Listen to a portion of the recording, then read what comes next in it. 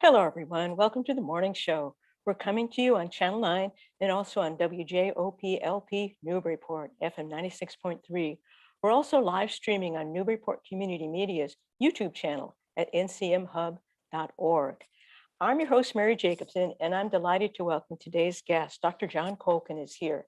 He is a true Renaissance person, physician, award-winning photographer, international speaker, world traveler, and chronicler of Buddhism through his photographs. His brand new book is called Inner Harmony, Living in Balance. And he'll be doing a lecture and book signing about that on October 18th at 7 p.m. at the Firehouse Center for the Arts. He's here today to talk about how his stunning photographs in his book illustrate the core teachings and practices of Buddhism, practices that facilitate living in balance, as well as talking to us a bit about his own quite extraordinary life story. So Jon, good morning, welcome, and thanks so much for taking time to visit the morning show. It's my pleasure. Well, Jon, if you would you mind just holding up the cover of your book? Those on the radio, I know you won't be able to see it, but for those watching on TV or YouTube, let's show people a sample of the photographs, because the one on the cover is striking. There's actually a story behind this particular photograph, and if at some point you'd like me to speak about that, I'd be more than happy to, because it really speaks to the whole concept of inner harmony and how we live a more balanced life. Oh, let's definitely come back to that, because it's a beautiful photograph, Jon. So, well, in fact, Inner Harmony is a compilation of photographs. There's more than 200 gorgeous black and white and some select color images taken while you were immersed in Buddhist communities across Asia. And these photographs provide a window into the world of meditation and mindfulness, into lives devoted to calming and focusing the mind so that it can actually experience inner harmony and balance. So Jon, I'd be curious to start out just by, how did the idea for putting this book together find you, or you found it? Sure. Well, actually, there are multiple layers to trying to answer that question. I guess probably the best and most concise way to start is by sharing a little bit of my background. Over 20 years ago, I started to do international medical humanitarian work. And my first trip happened to be to Vietnam. And that was my first exposure, first of all, to Asia, let alone to any Buddhist practices. And when I was there, I was struck by a sense of calm and a bit of a different perspective on how to view life from the Eastern way of looking at things. And again, I wouldn't want to generalize, but just saying in general that there's somewhat of an ability to tap into the heart and experience a particular situation from multiple perspectives and put things into context. My experience in the West has been that we tend sometimes to be in a rush mood, and maybe it would be helpful to step back and pause. So once I was immersed in that experience and going back to Asia on a number of occasions, I also had more exposure to Buddhism. And what I would like to say, first of all, and I can tell the story about when His Holiness and I were sitting and he was lecturing me about, no, you do not want to tell everybody they should become a Buddhist. He shook his finger at me. He calls me Dr. Jon. He said, no, you don't want to do that. Everyone needs to find their own path. So the point is that what the book goes into are universal principles, regardless of one's spiritual beliefs, regardless of one's cultural background, race, nationality. So with that in mind, to your question about this particular series, Inner Harmony, I was doing some humanitarian work in China, and that's a story in and of itself, which I could share and may share a little bit about at the Firehouse Center for the Arts. but I wanted to try and capture the emotion of the experiences that I was having throughout Asia. That was 13 years ago.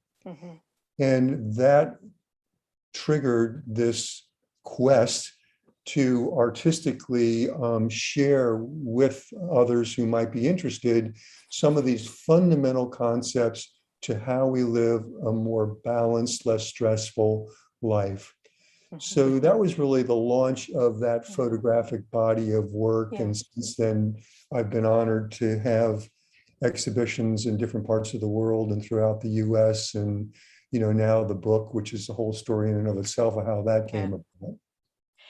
Well, it's interesting that you focused on the calm that you observed in your trip to Vietnam and the stillness, because the quality of the photographs that I thoroughly enjoyed is that they make me feel calm. Everybody, this book makes you feel calm because photographs, I've coined it, it's a bit of an oxymoron, but I've described them as lushly austere. And by austere, I mean that in the Shaker sense of a purity of line and a simplicity to the imagery. There's nothing extraneous, nothing fussy, nothing that detracts from the focus of contemplation. They're scenes of contemplatives, monastics, mystics, and lay people, but they invite deep contemplation in the observer because they take us inside the images. And I would say that I would describe it as they present moments of felt sacredness in the mind, and not otherworldly ones, but ones that are thoroughly human and direct.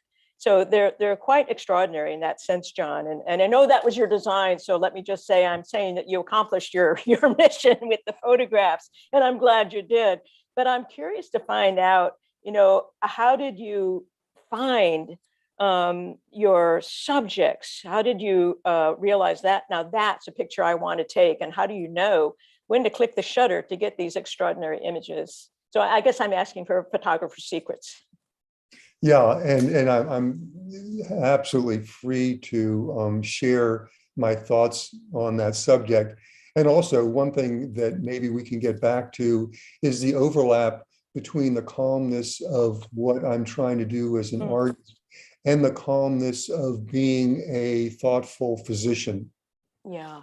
Because in fact, a lot of what comes out in my photography is a reflection of strategies that I've used over the decades as a physician. But we can get back to that if you'd like. And I'll be happy to talk about that at other times at the Firehouse and elsewhere if it comes up. But as far as the actual images themselves, it's really a combination of heart and mind, to be honest with you. Throughout Asia, there is no separate word for the mind versus the heart. It's called the heart mind. And I first heard that phrase during a private audience with His Holiness, the Dalai Lama. The Sanskrit for that is Sita, C-I-T-T-A, and there are also other names in Chinese, it's Xi, X-I. But so when I'm photographing, it's a connection between the heart and the mind.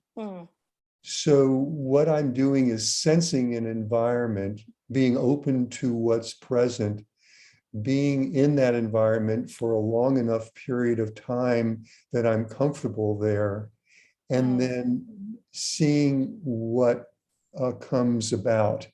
And then I have a sense when I'm in that proper, place to take a photograph. It may be, and it's similar to what I do in medicine, what I do is I mentally take myself to a location. So I'll be at the entrance to a room and I'll start absorbing the area, and then I'll mentally fly to a part of that room where I think the lighting and the subject matter may be appropriate for what it is that I'm trying to accomplish.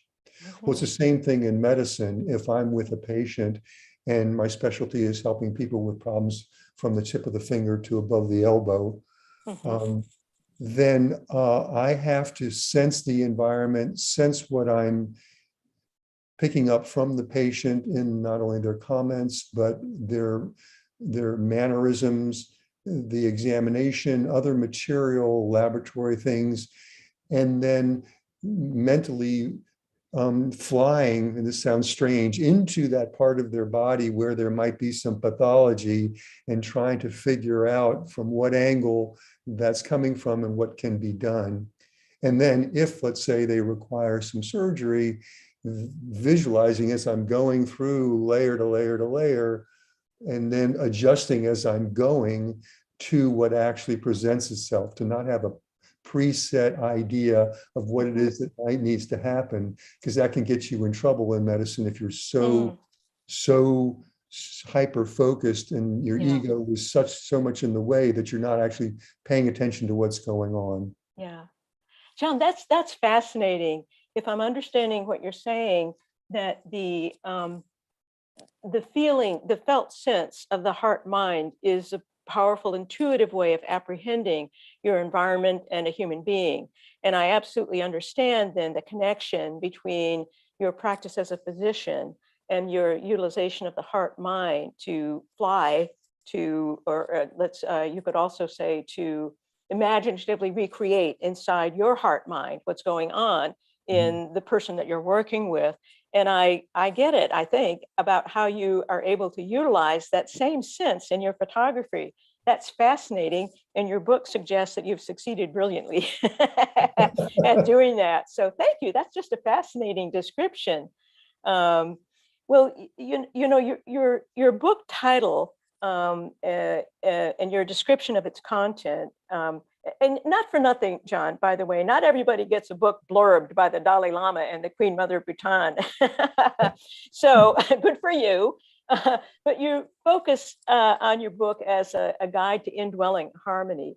So please tell us or expand, John. You've talked a little bit about it already, but I hope you would be willing to say more about the Buddhist approach to cultivating well-being in life and how it differs from many of our Western assumptions about the sources of happiness, and how this approach to well-being is documented in the photos in your book. Yeah, well, a great question, Mary. First of all, I would like to say that His Holiness considers himself a scientist. Mm. He embraces science, and maybe he had intuition or from a previous life an understanding that a lot of the Buddhist practices, as they're researched from a scientific perspective, will be borne out to be good, healthy, constructive ways of living a more balanced, less stressful life. So as an example, he's been on the faculty at Emory University for over 20 years and is really focused on the science behind all of this and worked closely with the neuroscience department. And that's a whole other conversation. But so the book is actually based on science, even though it's a photography book, 18 chapters, with each chapter touching on one of the many aspects that's involved with living a healthier, happier, more balanced life. It's really based on science. Okay. So what science tells us and what Buddhism tends to teach us is that there are multiple steps toward getting to a point of enlightenment. And I must say, and I want to use this caveat, is that I'm not an academic in any way, shape, or form. I've not studied Buddhism with books. In fact, when I was a child, I had difficulty reading. I was probably dyslexic, needed a special tutor. So what I have picked up is what I've been able to absorb through communications with other people and just being in environments. But the point is that we all face stress on a continuous basis throughout our lives. Comes in and out of our day on a regular basis, sometimes in small increments, sometimes in larger increments. Yeah. That's normal. Mhm. That's part of our biological makeup. And that's where we have the fight or flight, the sympathetic nervous system that tells us, oh my gosh, pump up the heart rate, start sweating, Yeah. pupils dilate, get the blood to the muscles and run. Okay, Yeah. that's our natural instinct. Mhm. So if we see a stressful situation, that's our natural instinct. Okay, the problem that we face in modern society in the West is that we get all jacked up frequently when that happens and don't have the skill sets necessary to then calm the body and mind and Right. then move forward and start clicking in with the cognitive part of who we Right. are. Yeah. So what Buddhism talks about is recognize the reality. Yes, there is stress there. There are things that are happening, but let's then recognize that. So what we want to do is then, oh my gosh, I'm all tense. I notice that my jaw clenches or whatever it might be. It's different for everybody. To recognize, to be attuned to myself enough that I recognize when that's happening and say, oh, something's happening. And then question, why is that happening? Mhm. And do I have some bias or some that's making me be particularly worried by what's going on?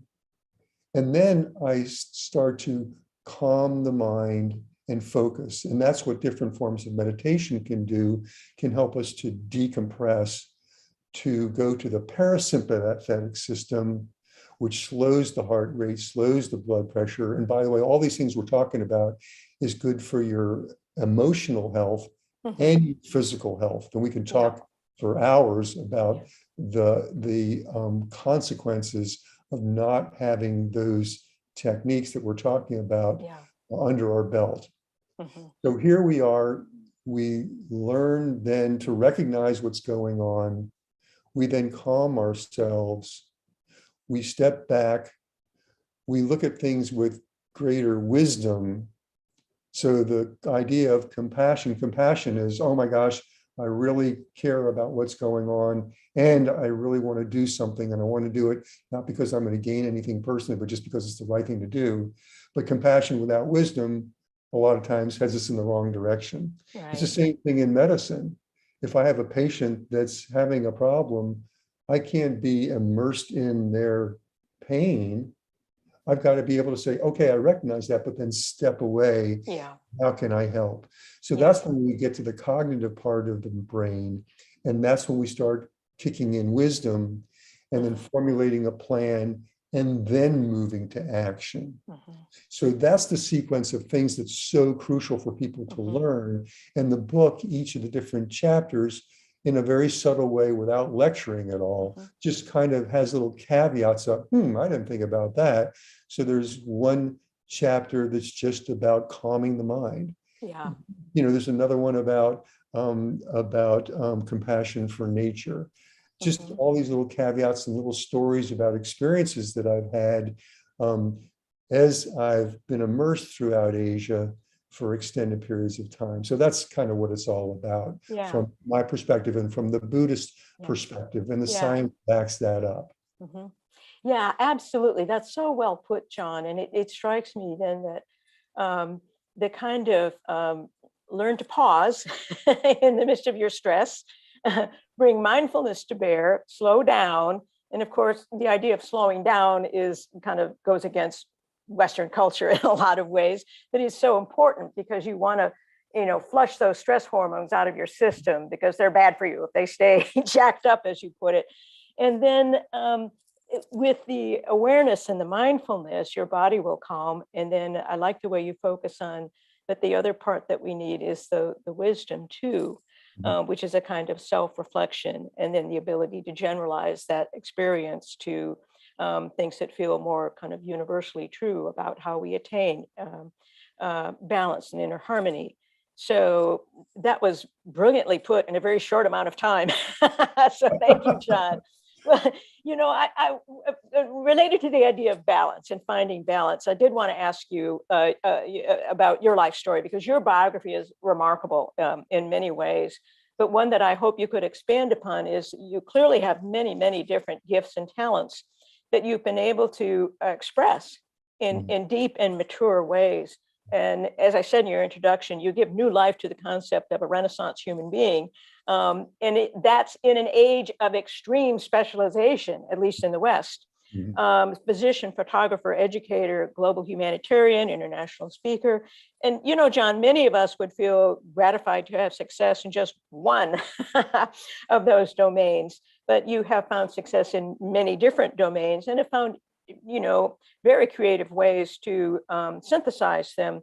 So the subtitle of your book is Living in Balance, and I hope that you might speak a bit about how you have found ways to build fulfillment and balance among all these different endeavors, and what role Buddhism, in fact, has played for you in developing and sustaining that balance while also pursuing multiple professional goals. Yeah, another interesting question. And I think from the Buddhist perspective, my understanding of it anyway, is to be true to yourself.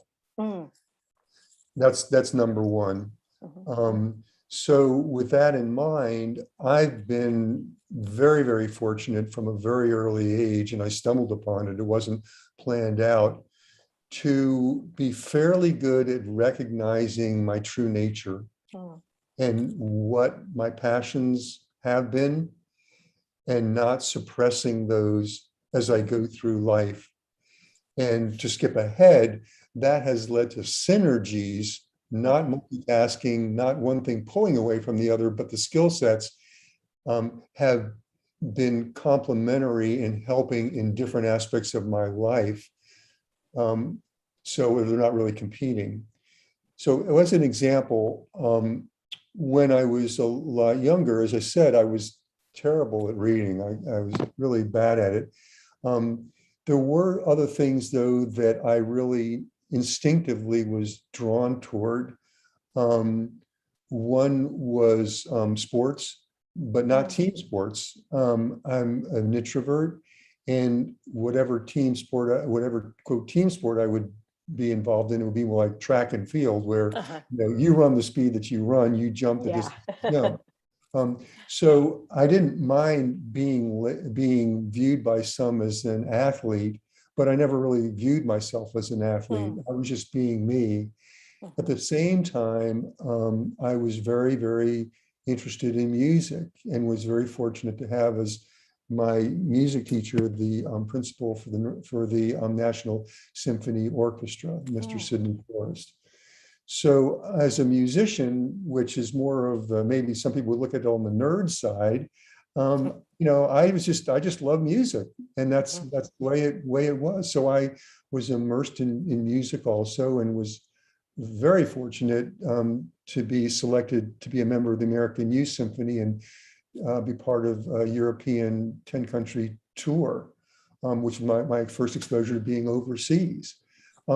So it was okay for me to be in both those worlds and also love science and math. So I really didn't pay a whole lot of attention, but I just had to kind of titrate up and down as I went through my life about, how much time I could realistically focus on one versus the other. So I've never really labeled myself, boom, a physician. Yeah. In fact, that's the last thing I would ever say to someone, when I'm first meeting them. And I don't even use the word doctor in front of my name. I like being introduced as Dr. such and such, unless it's particularly relevant to the thing that I'm, having a conversation about. So I think that's really kind of helped me over time. I always had a camera. I was the one in the family that always had a camera for who knows what reason. And so again, it's just been part of who I am. I never took any really lessons in photography, other than a couple darkroom classes while I was going through my medical residency. It's just kind of who I am and the way I've gone about things.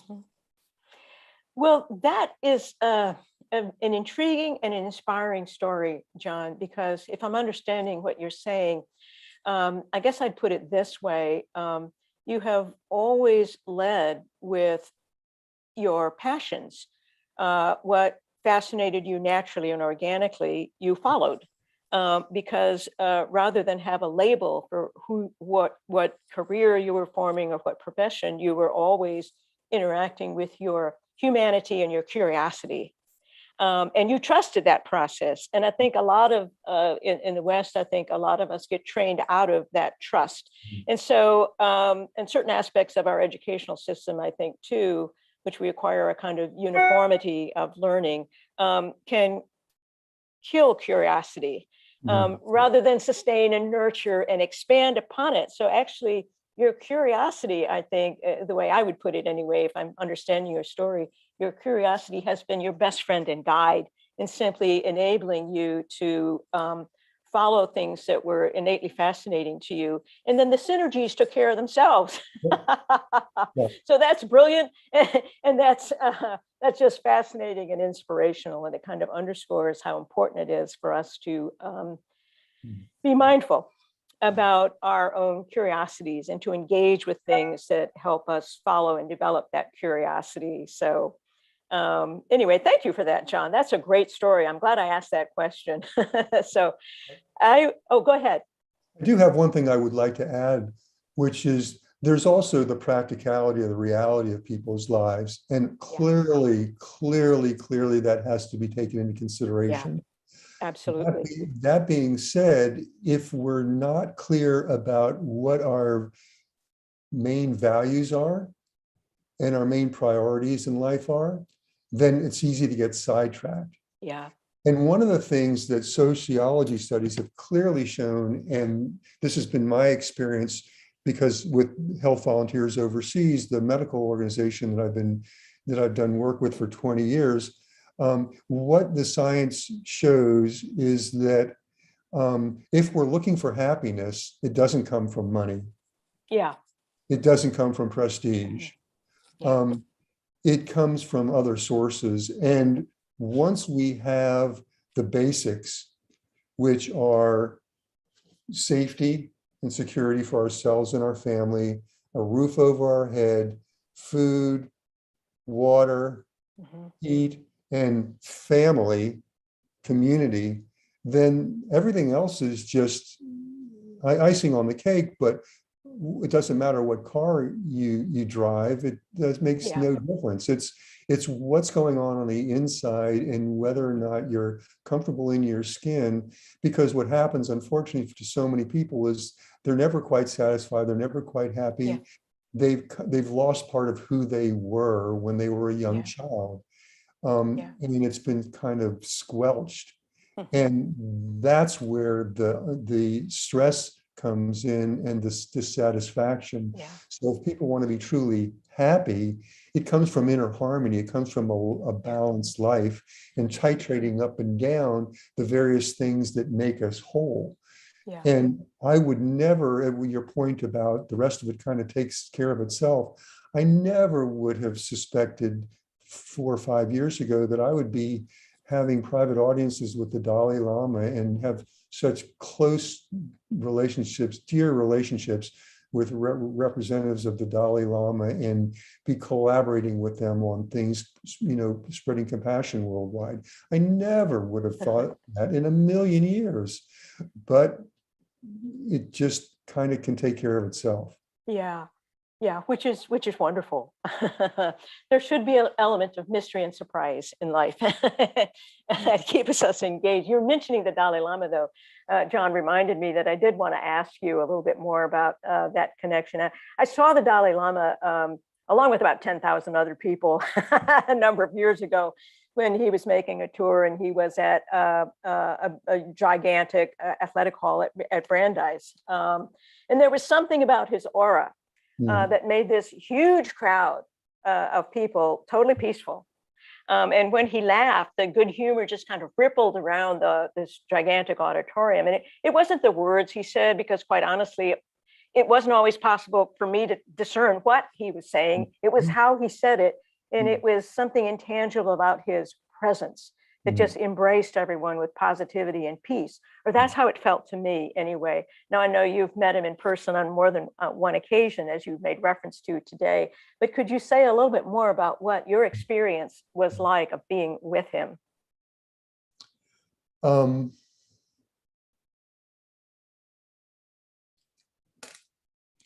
Yeah, he's a wonderful guy. He really is. He calls himself a simple monk. Mm-hmm. And my experience is that he means it. Mm-hmm. He doesn't take himself too seriously. And like when you talk about, make comments about me, a Renaissance man or whatever, I'm just me. Mm-hmm. And I don't take myself too seriously. I've got a lot to learn. I make a lot of mistakes. I'm searching just like everyone else is. Mm-hmm. I'm stumbling. It's not a destination, it's a journey. Yeah. And he's just like that. We sat and we just held hands for 45 minutes. And Mm-hmm. my first audience with him was with the mayor of Raleigh and I when we were invited there. And when holding his hand, it's firm, warm, but gentle. And what I would often do would have one hand under his hand and another hand of mine on top of his, just to kind of, A embrace sandwich. that, Yeah. and just Yeah. take a little bit of that with me. And Yeah. he's just so comfortable and so genuine, and and it just comes through. But he doesn't mind speaking his mind, but he does it in a very, very honest way with compassion. Mm-hmm. For those of you of your listeners who don't know, he's viewed as the reincarnation of the Buddha of compassion. Mm-hmm. And in this life, he has dedicated himself to that, and it comes through. He just doesn't have that big ego at Mm-hmm. all. He has great humility, and you just want to be a part of that. Mm-hmm. So when he asked the mayor and I if we would partner with him in promoting compassion worldwide, I said yes. And Mm-hmm.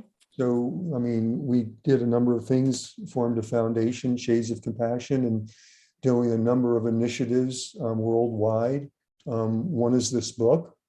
Mm-hmm. All the proceeds that I receive from book sales are donated to two nonprofits that promote compassion worldwide. Mm-hmm. That's where the money's going. We just launched a traveling museum exhibition called Shades of Compassion. That has 50 photographs from some of the world's leading photographers, including Ansel Adams, Imogene Cunningham, and living artists. And shockingly, there are actually two of my photographs from the Inner Harmony series are in the exhibition. It's been traveling for at least 5 or 10 years throughout North America and maybe worldwide. And again, it has educational components to the exhibition. So it's a multisensory interactive experience and take-home opportunities for people to practice compassion. So it's about combining compassion with wisdom, that we've spoken about before. And so again, this whole idea about being around His Holiness and embracing this concept of compassion can be far-reaching, and we don't know who, what, where, how we will touch others, but hopefully in a positive way. Yeah. So His Holiness really inspired me in that way. And so I've shifted my attention over the last few years to this work. And that's why I'm just honored to be on your show and to be able to share this hopefully with your audience and with others for the Firehouse and through the book and other opportunities. Well, thank you for that for that sentiment and also for that answer, John. It fits with other things I've read about the impact of being in the presence of His Holiness.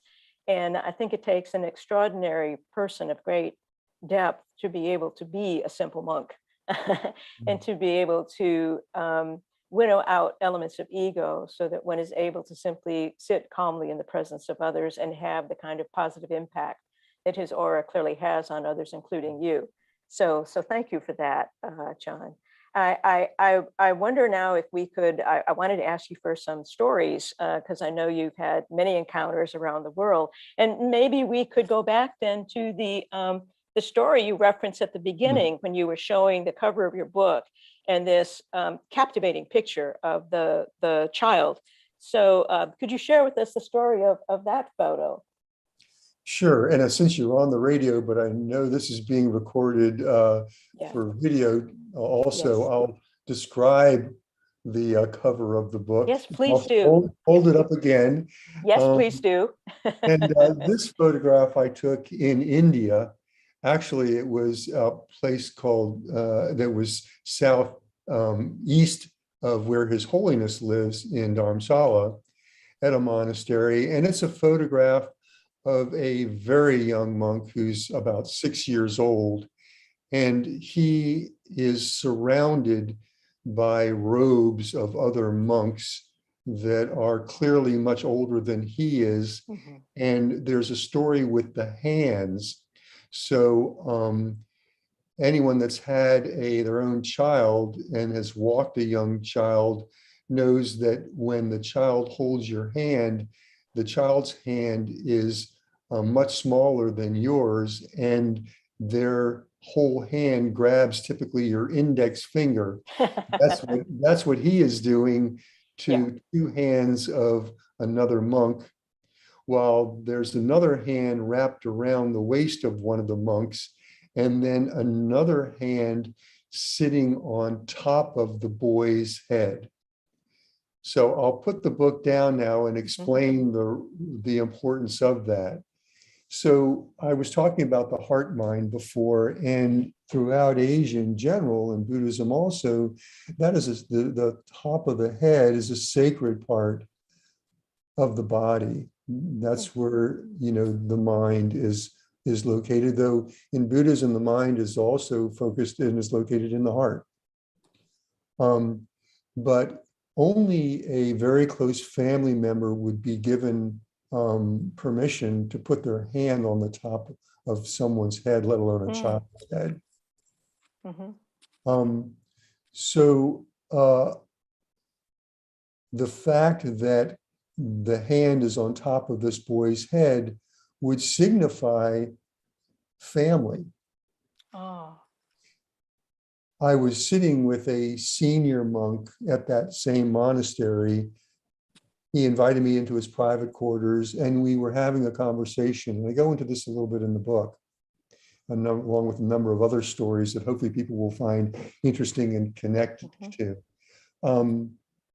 And I started to ask him naively about his family. And after a little while, it suddenly dawned on me, he was talking about the other monks.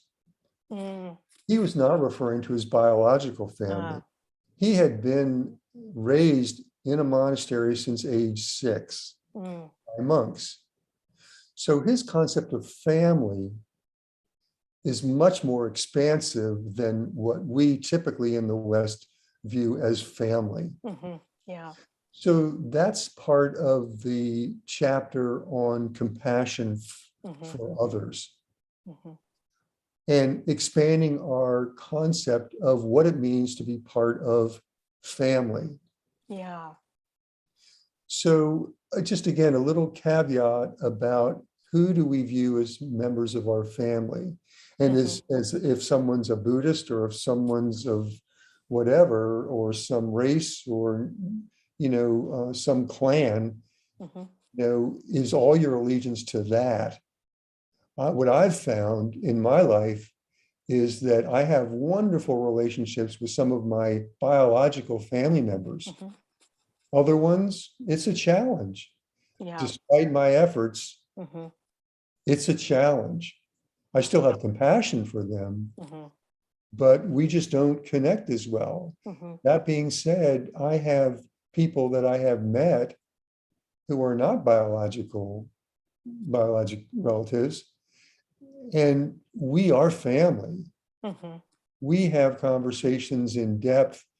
We understand or think we understand important values Mm-hmm. and the concept of family, et cetera, et cetera. And that's my family.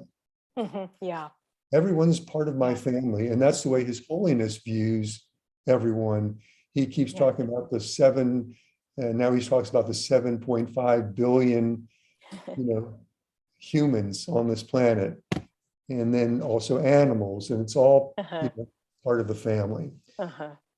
Which is a very, very expansive way of viewing the family.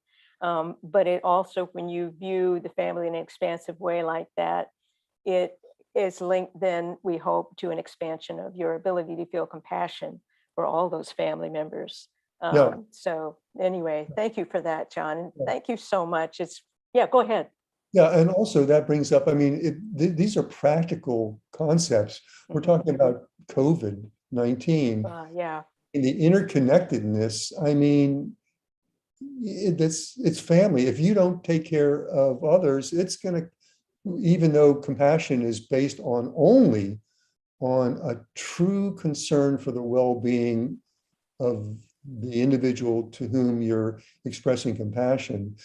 The reality is that it comes full circle, whether you like it or Yeah. not. And the value that I've personally gained out of my international medical work and all the other things that I'm doing, I've gained so much more than I've ever given, but that's the whole idea of we're all interconnected. Yeah. The environment, no matter what you talk about, no matter, we're all interconnected. So whether you're doing positive things or negative things, it's going to come back. Yeah. It's going to come back. So it's really, really important for us all to embrace these concepts and understand, how important they are in my Absolutely. opinion. Yeah. Right. Absolutely, Jon. Jon, it's been just wonderful and inspiring and illuminating and fun to talk with you. I know how busy you are with a book launch happening right now. So I really so much appreciate your taking the time for this interview. And before we sign off, let's just remind people that you are having an event at the Firehouse Center for the Arts on October 18th at 7 p.m. Books will be available through Jabberwocky Bookstore. And Jon, I'm just curious to find out, what do you like best about this kind of book signing and presentation? Well, the good and the bad. I would love to just listen to people, and I learn more from others than I do from hearing myself speak. That being said, I've had people come back to me like years later and say that, gee, you said such and such and such, and that really spurred me on to do da da da da. And it may have been some off the cuff comment that I didn't even pay a whole lot of attention to. Yeah. So what excites me about interacting with people, again, because I'm an introvert and I don't, normally go out and spend time in crowds, is just the opportunity to maybe, spark something in someone else and maybe give them a little inspiration that will help them in their life to live a, quote, happier or more fulfilling, less stressful, life, and that they can then pass that on to others. So, somebody appreciates what I say and can pass it on to others, or loves the book and, pass that on to others and encourage other people to get the book, whatever it might be. I'd also like to remind everyone that not only Jon Moynihan, who's the executive director at the Firehouse Center, but also the First Religious Society Unitarian Universalist Church with Reverend Rebecca Bryan. They're the ones that are co-sponsoring this event, and having Jabberwocky Books there with Sue Little, the owner. Incredible. But also, the biggest kudos to Lance Heidi. Lance Heidi is been incredible. He designed the book, and those who don't know him, he's in your community. He's one of the world's leading book designers, helped with designing 14 of Ansel Adams' books.